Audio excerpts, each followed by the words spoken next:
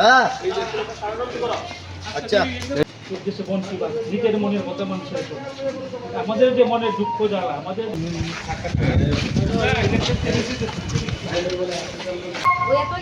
যত না আমি নিজেই জল পাই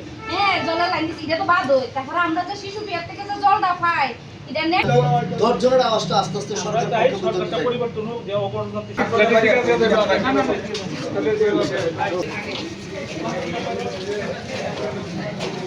গুড মর্নিং একটু আসো দিদি হ্যাঁ ইনফরমেশন আইডিয়া দিবে বাবু জনগণের মনের কথাটা শুনতে পারে একটু পর আগ্রহ করবেন আপনারা আরো দর্শন করাবেন যাতে সবাই মনের বার্তাটা ওনার কানে গিয়ে পৌঁছে আজ প্রদেশ কংগ্রেসের কর্মসূচি অঙ্গ হিসাবে আমরা সারা ত্রিপুরা রাজ্যে একযুগে 60টা ব্লকে আমাদের একটা লিফলেটের বাড়ি বাড়ি আমরা ডোর টু ডোর কর্মসূচি আজকের থেকে পালন করছি। আমরা 11 বছর যাবৎ ভারতের প্রধানমন্ত্রী নরেন্দ্র মোদীজি